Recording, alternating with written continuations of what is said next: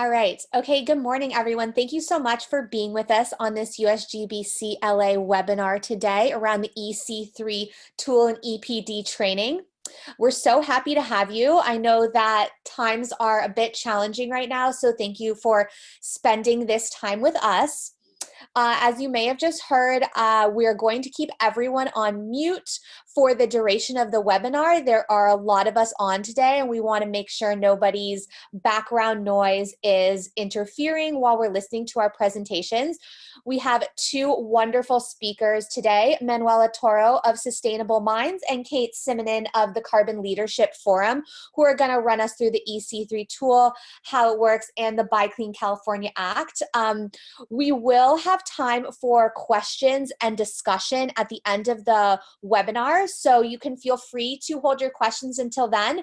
If you have something very pressing that is sensitive to a slide we're on, you can just go ahead and use the chat box to ask your question. I will let our presenters will stop at various points if they think that there's something that needs to be reviewed, and we'll go from there. So jumping right into it, without further ado, I want to let Manuela take over and start us on the webinar here today.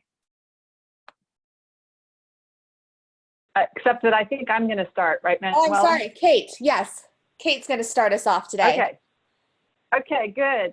Well, hello, everybody. It's really great to see you there. One of the upsides of this new situation is more people put their camera up. So it's fun to see the diversity of people here today. So my name is Kate Simonen, and I'm director of the Carbon Leadership Forum at the University of Washington.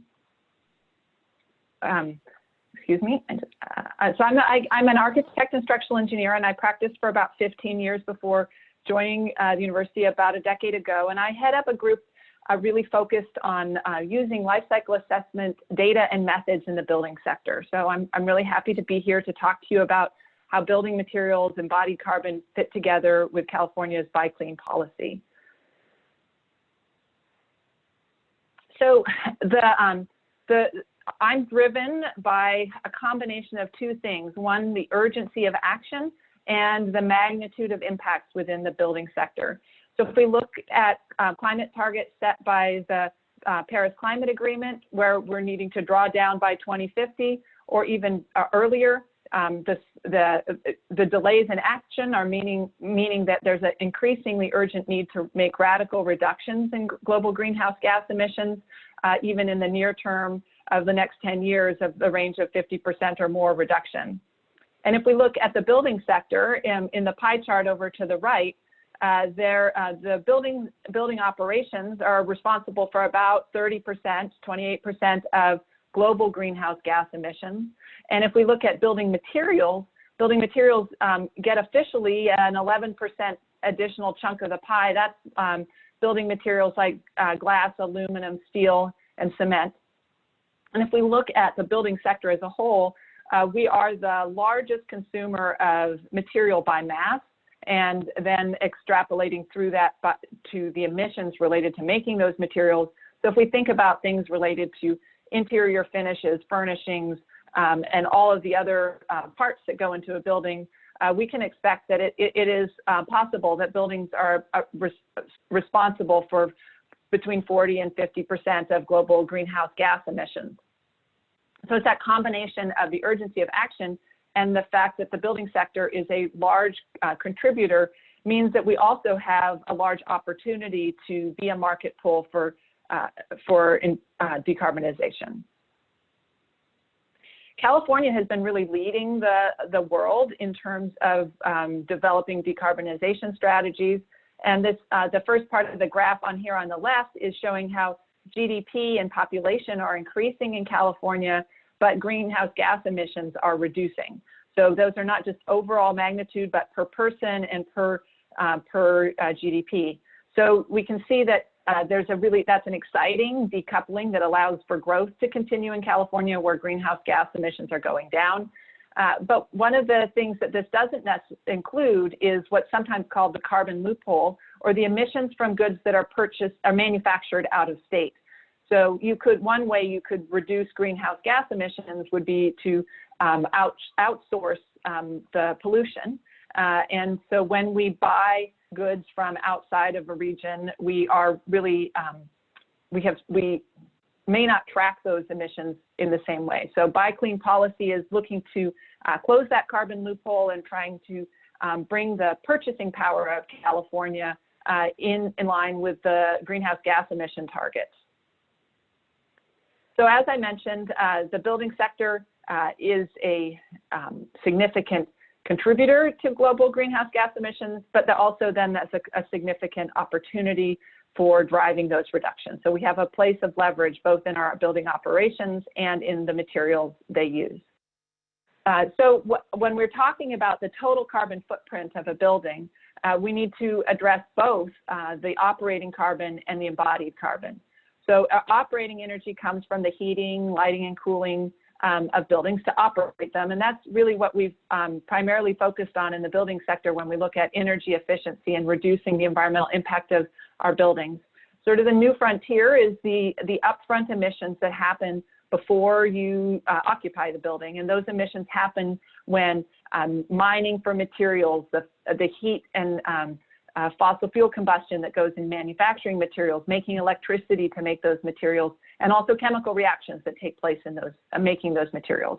And so life cycle assessment is a method that has been developed to track those emissions throughout the supply chain.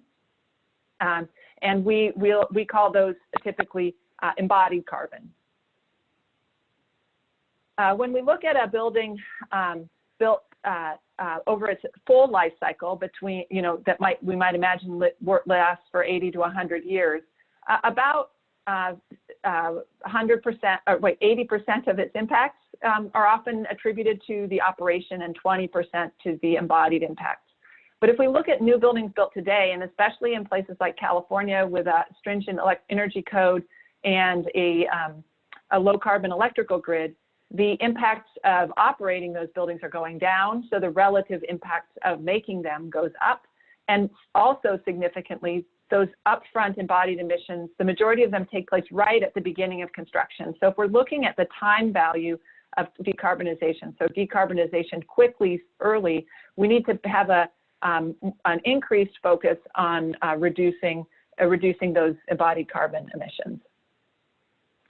If you're wanting to estimate the embodied carbon of a building, the first thing you need to understand is the quantities of the materials. So how many cubic yards of concrete, how many tons of steel, how many square feet of glass.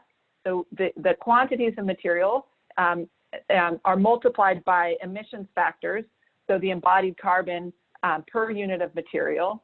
So there are, if we know that the emissions for a cubic yard of concrete is 372, and we multiply it by the cubic yards of concrete that we're using, then we can get an estimate at a building scale as well. So we can evaluate the building and understand what are the contributions from different parts, what are the relative impacts, and what are the options for changing things. So if we want to look at carbon smart building strategies, or how do we reduce the embodied carbon in buildings, there are three main approaches. One is to use smart, or that would be using less materials by reusing buildings. Don't building a new building if you have one that already works.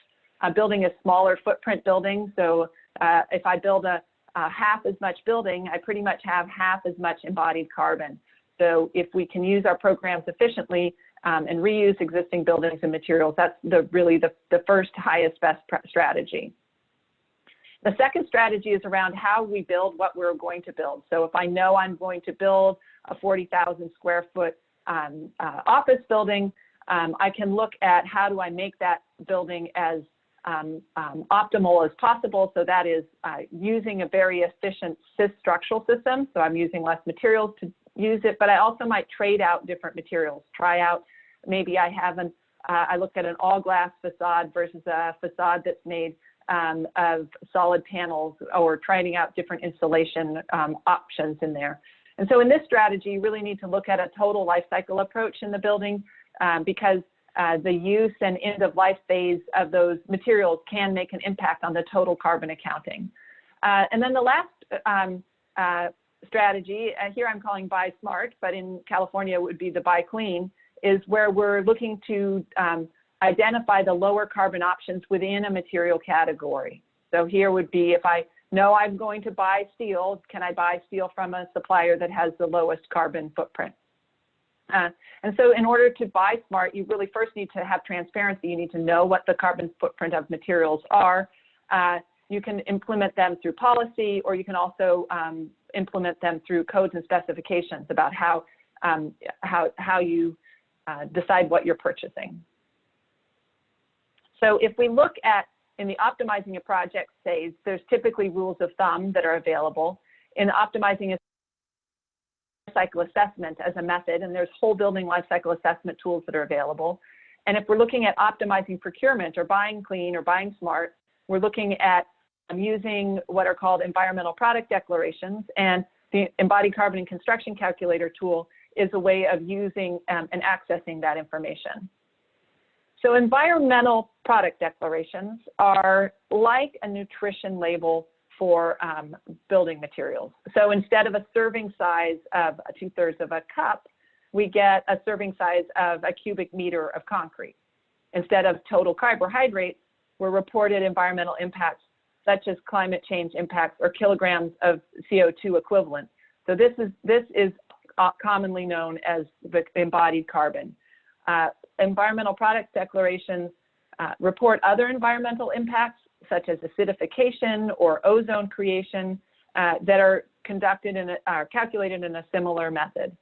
So environmental product declarations are third-party verified and reported data about a product, but they are a little bit more like miles per gallon than a nutrition label, in the fact that they are a model of expected emissions that took place in the past.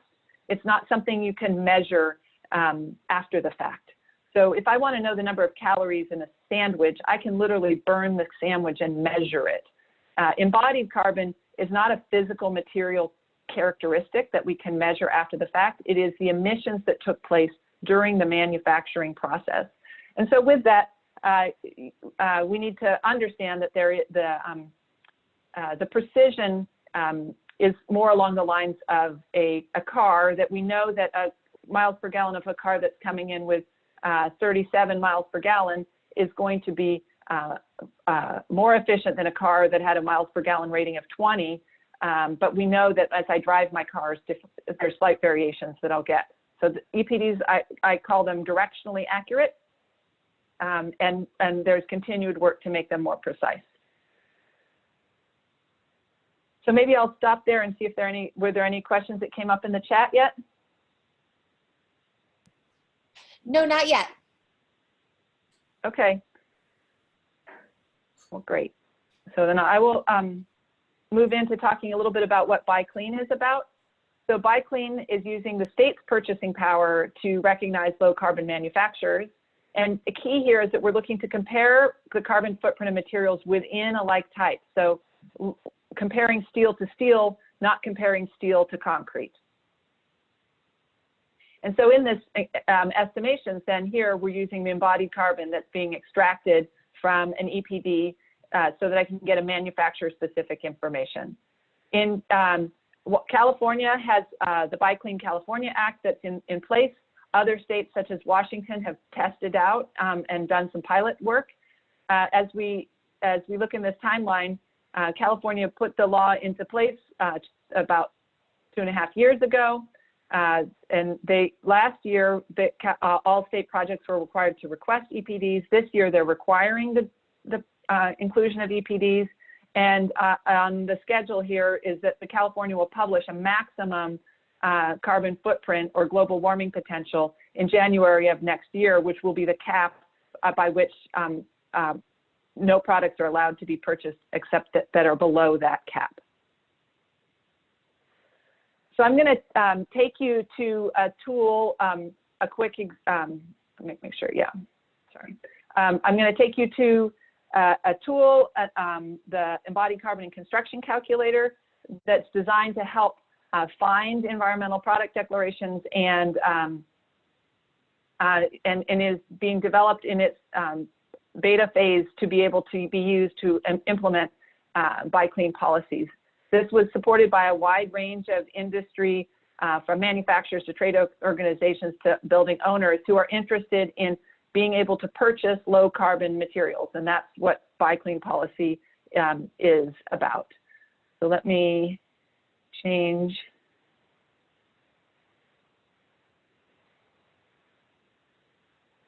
Let me go back one slide. So if you go to buildingtransparency.org, you can register for the EC3 tool and be able to try this out yourself. So I've already registered, so I can log in here, and once I log in, I'll start to see some of the features of the tool. I'm not going to go through all of them. What I'm really just going to highlight right now is this find and compare materials feature, which shows that the different materials that we have in the database. So we have steel, glass, and insulation. I'm going to just pull up steel here, and I'm going to do a search for rebar. So in this tool, I can come down to the search, and if I just look for all reinforcing steel, I can do a search, and it gets me this plot on the side here, and that's showing within the database there's a range of products, some with a carbon footprint of 1.44 and some down as low as 2.79. So they're seeing a range in here. And then there's other ways of adding in sorting criteria, so you can sort for steel of a specific strength.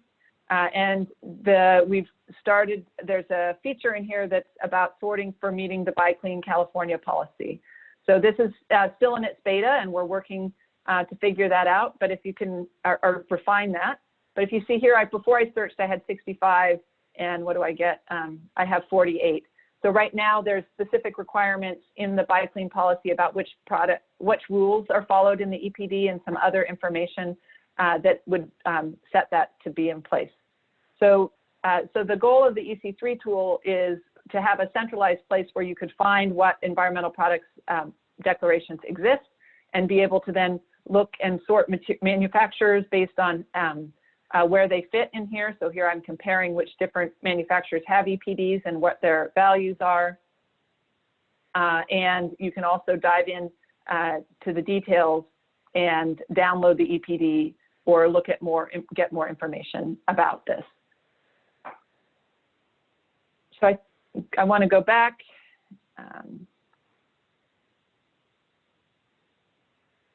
So I'm going to, are there questions before I hand it back over to Manuela? Yes, there is one question about searching by city or location. Oh, yes, I didn't share that. Let me just, I can go back. So if, so for some products, it really makes a difference where it comes from, and some it does not. So here you could do a search in here and just do search products that are coming from California. But in the steel market, you're going to get steel from all around the world. In concrete, you wouldn't want to order concrete from Florida if you lived in Los Angeles. So that's more important to use with regionally specific materials. But there is the way to sort by just country or state, and then other performance attributes of the materials are also included in there. Okay, excellent. And then we have another question around sorting, it sounds like. I'm going to read the full question. Working on a current project and finding it difficult to find EPDs that comply with BiClean based on required facility-specific EPDs. Does EC3 BiClean filter out by only facility-specific EPDs? So that is the long, yes, that's the intent, and it's not fully implemented yet. So we're in the process of getting that. One of the really challenging things, and we'll dive in that a little bit more with Manuela's presentation, is even defining what facility means for each different product. So if you look at,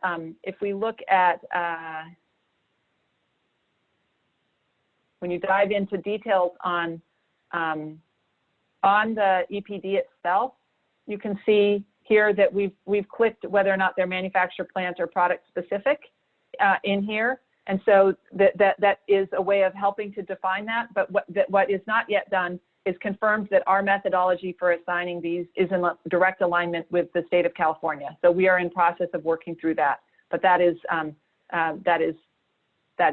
intent. And I think the reality is that right now the EPD market is mature, in the process of maturing. So there will be certain products and certain manufacturers who do not yet have the EPDs, and they'll be in the process of getting them to comply with the policy. So maybe I'm going to hand back over to Manuela now.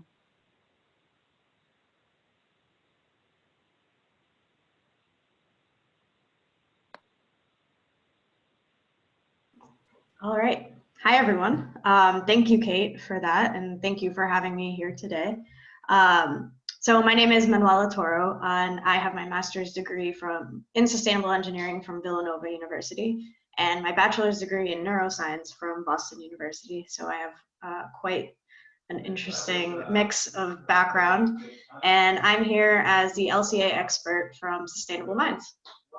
And I'm just going to continue building off of what Kate has explained. So let's jump right in.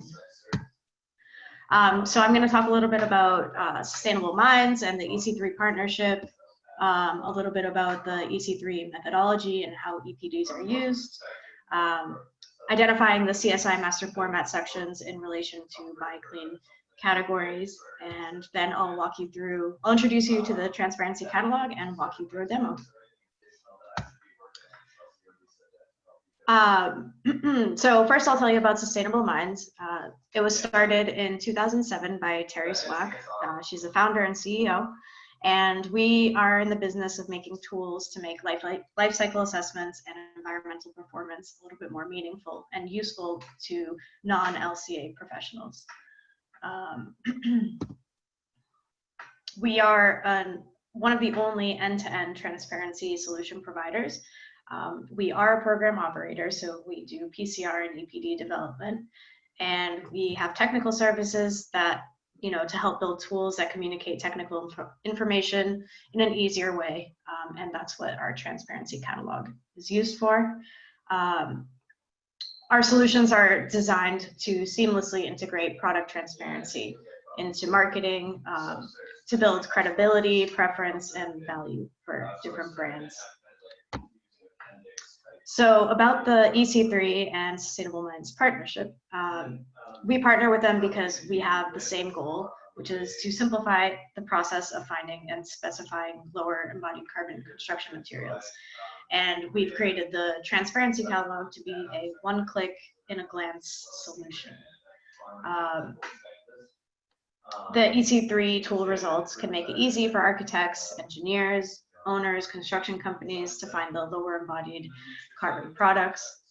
So as partners in the EC3 tool and the transparency catalog, we have a link, they link together in a way where you can easily find the EPDs and see EC3 results in both places.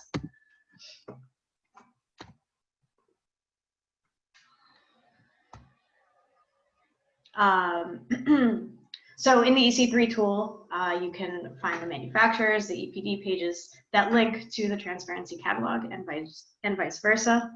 And you can see that here. When you go into the EC3 tool, whether you're on the EPD page or the company page, there's a link to the Sustainable Minds transparency catalog. And that's where you can find more information about the product, contact information about specific manufacturers.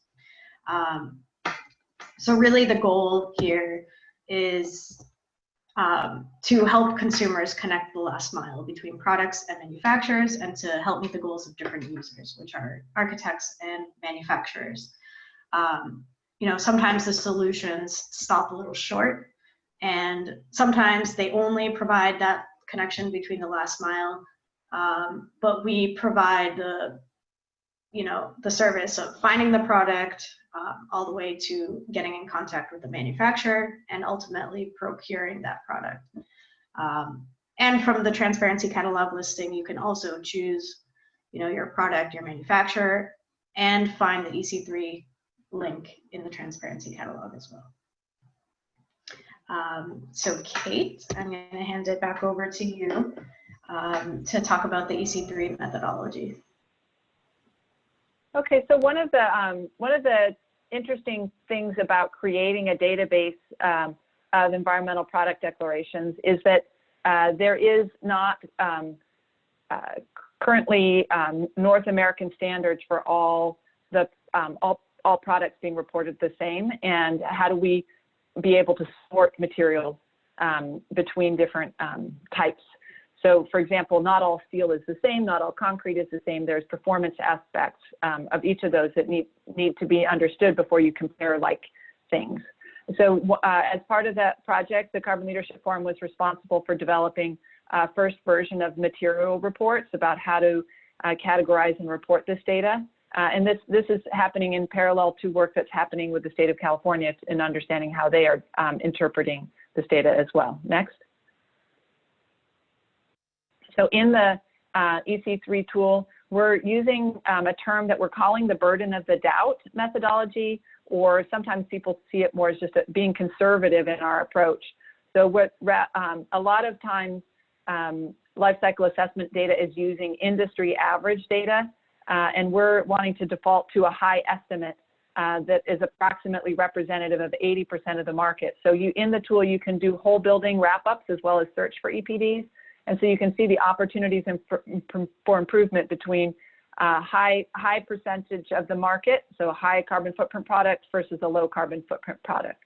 And what we're finding is that there is probably, at a building scale, about a 30% reduction available just by picking products that are on the market today in different categories in your building. Next. So if you dive in to the details in the EC3 tool, you'll see this green bar box and whisker plot. So that's showing the 0.736 is the high product in the category, 0.178 is the low product in that category. And this middle bar is by quantity of EPDs in the database. That's capturing the 60% of the products that are between 20 and 80%. So 20% of the products will be above, 20% of the products will be below. And this range in the green is what we're calling the sort of likely market swing, that the outliers tend to be outliers for one reason or another, but the things that are in the middle are likely able to be obtained within current market without a significant performance or price difference. That's just a hypothesis. And then within the tool, we've also assigned we've assessed the variability or uncertainty. So we have this blue bar that's representing the lack of precision that we think is likely in an EPD. And in the next slide, we'll show the screen that I showed a little bit earlier, where that uncertainty is being assessed in the tool. Next. So in the zone here there's the manufacturer specific. Is the EPD from one manufacturer? Is it a single product or multiple products? Is it from one facility or multiple facilities? And that's where the overlay with California's law talks about facility specific EPD. So you're looking to get the carbon footprint of the product that's specific to the one that you're purchasing it from. So that's what California is looking for. And so, there we go. So the reason to do that is because we want to be driving towards industrial decarbonization and actually impacting and choosing the lower carbon option, not just an average of multiple different production facilities. Next. All right, thank you, Kate. That was a great explanation, and I guess I'll take it back now. So as I previously mentioned, our partnership with EC3, is very important in helping simplify the process of finding products with low embodied carbon. And we've worked with Kate and Stacy and Phil to simplify the methodology story and also to simplify the display of results. So because people really just want to know the answer at a glance. So we've created this tooltip that can help you understand the EC3 results of a particular product. And this tooltip explains the whole methodology. It explains the burden of the doubt, and it shows you where the product lies in relation to the rest of the products. And I guess I'll explain a little bit of my take on burden of the doubt. It's essentially the opposite of benefit of the doubt. So the benefit of the doubt is the best outcome without presenting proof, whereas the burden of the doubt is the opposite of that, and it assumes the worst outcome unless you've provided the proof. So you can see that there's the range between the 20th percentile and the 80th percentile, and EC3 will default to the 80th percentile as the high conservative estimate, and the goal of products is to target the 20th percentile, which is a high achievable target. And this chart and this tooltip helps you see that at a glance. The blue line is the uncertainty, so the blue line is going to point to your percentile. The less specific the EPD, the higher level of uncertainty is applied. And the black line, it tells you the actual number that's disclosed. And of course, the best is the lowest. So you want to be around the 20th percentile. And in the catalog, you can compare the products with different embodied carbon in the different master format sections. So here you can see that the transparency catalog, it lists the EC3 link. So when you click on that, it'll take you directly to the EPD page, and it shows you the transparency catalog displays your result, so which percentile you fall under. So it's quick, easy. And yep, so here you can just compare different products. You can see your results and compare to other products and different manufacturers. And I guess now I'm going to walk you through the catalog so you can get a better sense of how it's organized. All right. Let me just. Oh, it's going to be beautiful. No, take advantage. All right, so this is the front page of the catalog.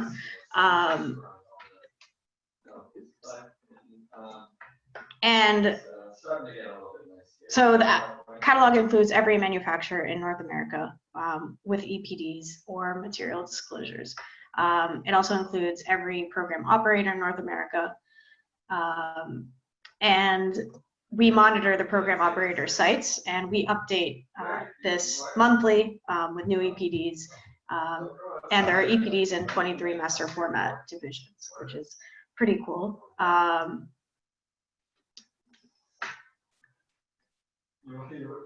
So the idea is that we revolutionize how manufacturers can grow and make better decisions about how to make their products, having higher performing buildings with less impact on the environment. And back in January in 2019, we released this version of the catalog where we added every EPD in North America. Since there's so much variability in the EPDs, and they're often in PDF format, we found the need to digitize the EPDs and get them all in one place. So the transparency catalog is the tool to find all your EPDs in one place in a digital format. It's designed to solve this problem. People aren't looking to specify disclosures, they're looking to specify products. So now we can take a look at a listing.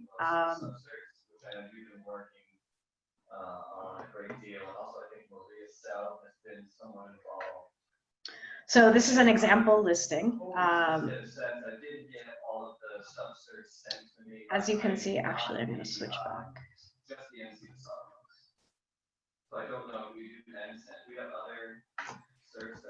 Just going to remind everyone to mute your audio. We're getting some ambient sound, so if everyone can just stay muted, that would be much appreciated. Thanks so much.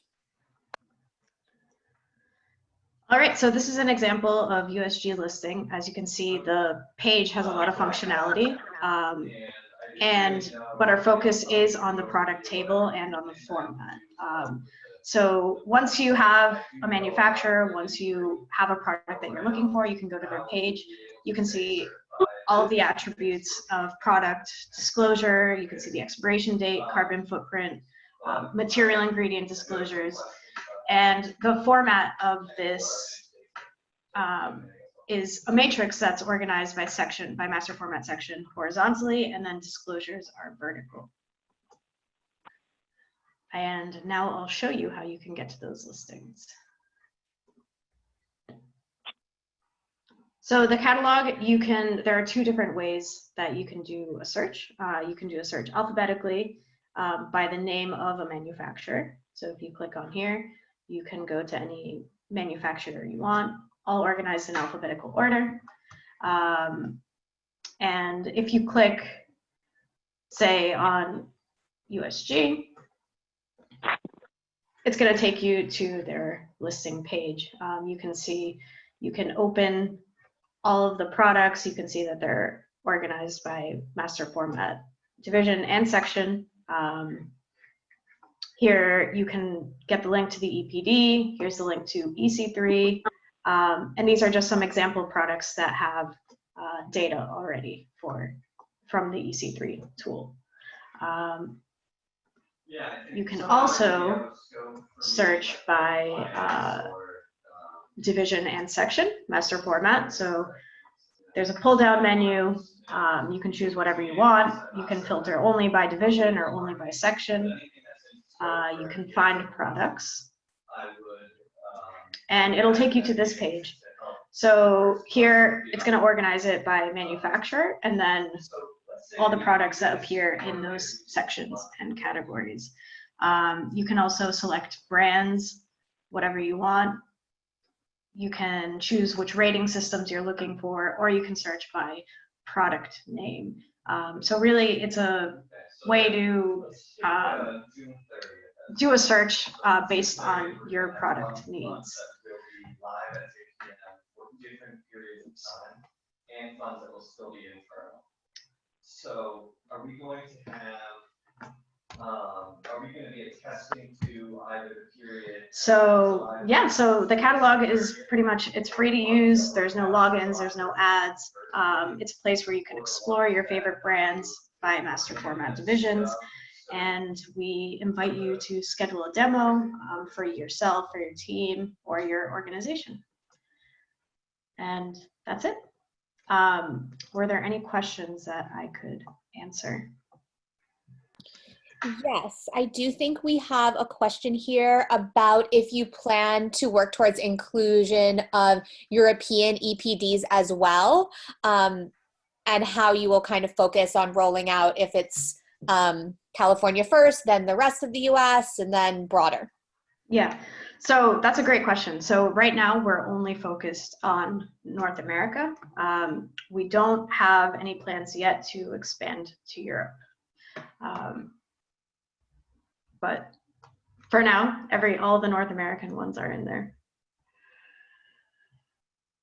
Okay, great. And then we have another question around the use case for the catalog versus the EC3 tool. When would it be more appropriate to use one or the other? Yeah, that's a great question.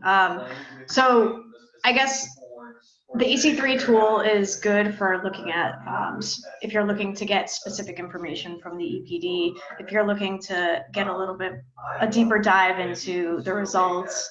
And the transparency catalog is good for comparing just at a glance results, looking at it pretty easily and quickly, and you can get more information about the manufacturer. So that's the point where if you like a product, you can go to the catalog, you can visit the manufacturer site, all of their contact information is there. So it's kind of the next step. I don't know if Kate and I'd like to add a little bit.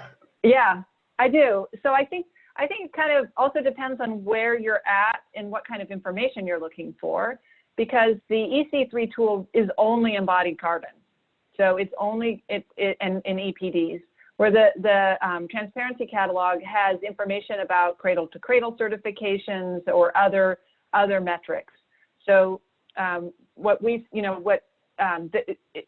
the only thing you wanted to do is look to see which rebar EPDs existed, I don't think you would necessarily need to go to the transparency catalog to do that. But if you were in the midst of trying to decide which installation to pick and what are the different options between installations and what are the other certifications that you might be caring about from a sustainability metric, then you might want to start from a big picture looking at options in this transparency catalog. Does that sound right to you, Manuela? Yes, yes, it does, yeah. And there, I can also respond to the question about North America versus Europe. It's interesting. Some products really are regional. They are only distributed regionally, and other projects are global. So some of the data that's in the EC3 tool is it's aimed to identify all products that can be purchased in North America, even though they come from outside of North America. And our goal is to help build up and fill that out globally so that there would be the use of it in other regions. And that depends on us getting solid partners in those other regions to help us advance the tool. There was a question that I saw in the chat about pilot as the tag in the EC3 tool. So there are certain product categories in which we have not yet gone through the full methodology and implementing it out to the public beta version. So that we have pilot partners who are helping us refine and develop the tool. And so those are material categories that are not yet released outward, but they're in development.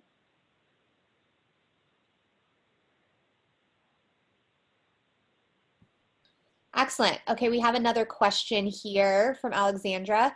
You mentioned Sustainable Minds does EPD and PCR work. If you're working with MAMP and wanting to encourage them to produce EPDs, does SM have a portal or process where we could point them to find out more about getting EPDs for their products so they can be included in the transparency catalog? Yeah, so this question, it's about already existing EPDs here?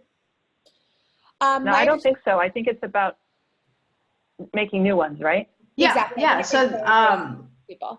Yeah, so they can contact, actually, I'm still sharing my screen, info@sustainableminds.com, or they can contact support@sustainableminds.com to inquire about making EPDs. Typically, we would try and find a PCR that already exists to use to create the EPD. If not, we're also involved in the creation of a PCR process. So they're separate entities. So I'll add into that, Manuela. I'm just going to clarify that a PCR is the product category rule. So you have to have a rule, but for each different product category, and that rule has to be followed. And some products don't yet have that product category rule in place. So that needs to get developed before one could create this reported environmental product declaration. And Sustainable Minds is one of multiple life cycle assessment organizations that both develop life cycle assessments, or the analysis that goes into an EPD, and then does the work to produce the EPD as a program operator. So the program operator is managing multiple different product EPDs. So the advice I would also give is look to other products. I would tell a manufacturer to look to other products in their product category that have had issued EPDs, and see who has done other EPDs in that product type. There tends to be a little bit of specialization. It's not necessary, but you could see who is other people who've done EPDs, and those are examples of organizations that could help them to get one. Excellent. Another question came in. How do the tools address and manage expired PCR? So in the EC3 tool, we're tracking the PCR and we're tracking the expiration of the EPD. So both of those are being tracked. And So there is, I think that I'll have to say, I'm not coding it right now. So the current, I think that the way it currently does is it hides the ones that have expired. So the expired ones get hidden. They're not gone for good. So that information is tracked in the process of digitizing the EPD so that they go away when they're no longer valid.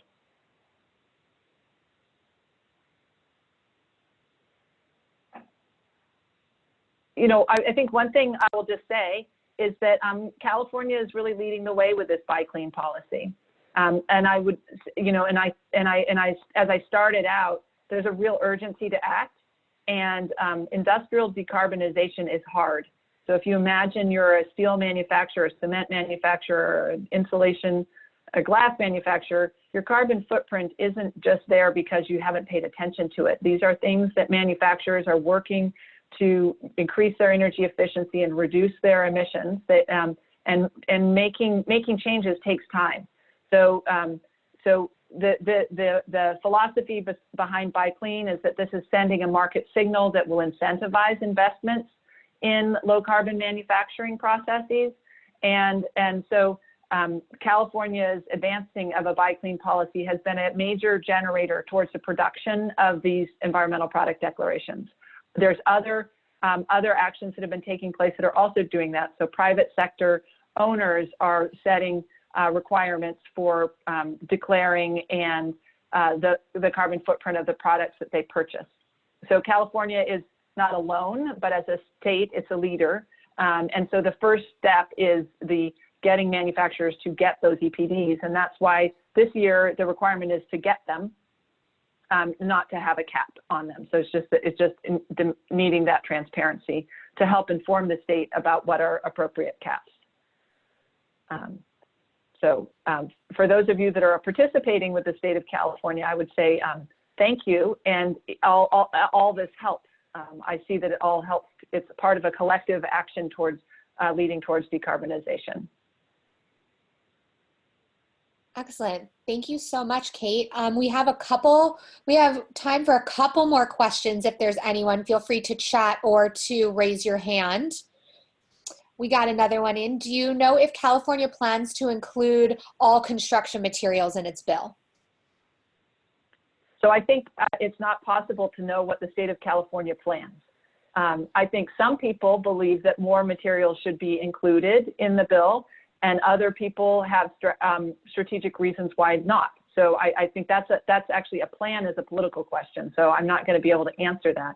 I can tell you that in the EC3 tool, we identified the three main components to start with. So structure, so that's concrete, steel, and wood, and enclosure, so glass, aluminum, insulation, broadly speaking, and then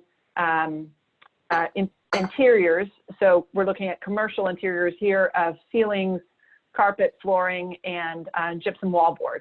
So we started with those 9 broad categories because we saw that those are leverage points for relatively high carbon intensive materials where there's and so therefore opportunities for improvement. Washington State, for example, only considered structural materials. So they picked steel, concrete, and wood, where California has structural steel, reinforcing steel, glass, and mineral wool insulation. And if I can put in an editorial comment, it's a little bit odd that there's only mineral wool insulation that's as opposed to all sorts of other insulations. If you look in the insulation category, mineral wool in general is can be lower than some of the other insulation options. So my editorial would be that it would have made more sense to say rigid board insulation or something like that, or a product category type. All right, we have a question around materials. Why was concrete not included and only flat glass not processed? So again, I'm going to just be bold. I can't talk to the intent or all the details of the bill. But California, what I have heard presented is looking at trade exposed industries and as one of their criteria. I think I think my guess is that the definition between flat glass and processed glass was probably more nuanced than was happening at the time of the writing of the bill. I mean, that's my guess. So, I mean, I think we can understand that. I guess that's how I would interpret it. So it's politics, it's decisions, it's trying to see what's important for the values of the state of California, and it's hard to say exactly why. Excellent. Well, Kate and Manuela, thank you so much for your expertise on this. These are incredible tools that I hope everyone has a bit more insight into now and can start actively using if you are not already. Just wanted to close us out with a little bit of information on upcoming things at USGBC. So we have recently actually, first I'll talk about the other webinars that we have coming up. We have transitioned all to digital right now, as many of us have. So we have a ton of content coming up that's available to you. So here are all our upcoming webinars. We will be doing a part 2 of the EC3 Tool and EPD webinar on May 14th. That one is directed at product manufacturers, so it's going to have a bit different of a spin, but still go through the tool and the environmental product declarations and really talk about how these systems work together. If you are hungry for even more content, we've also recently launched our talent portal, which is a great place to post and look for jobs and also great candidates, but also where our webinars are showcased, where you can sign up for them and also see what has recently happened and watch those webinars back. And on that note, as a follow-up email, you will all be sent the link to the recording as well as the decks from our presenters if they're able to share them so that you can review this content again if you would like to help you on your journey. And other ways to get involved with USGBC is through our committees. So we're doing a lot of work in several different areas around sustainability. I would say the Building Decarb Working Group would be very applicable for this webinar. So we really encourage you to get involved. It's a good time to see what we can all do and come out of this crisis a little bit stronger and more focused. So definitely encourage you to get involved there. And then another opportunity is our Municipal Green Building Conference and Expo, which has been pushed back from May to August. So we hope to see many of you there. It will now be 2 days, a day focused on industry and a day focused on the community. So if you have a TED-style talk or anything, a workshop that you're interested in or want to put on, please reach out to us about that. And then finally, a huge thank you goes out to our sponsors. They really enable us to provide this content and to put on these webinars and really make a nimble transition to everything being digital, which is happening with all of our trainings and other things coming up. So encourage you to check back with us. Thank you so much for being here. Thank you again, Kate and Manuela. Super helpful information. We're really happy to have you. Looking forward to having you back next month. And I hope you all have a wonderful and healthy day wherever you may be. Take care. Bye, everyone.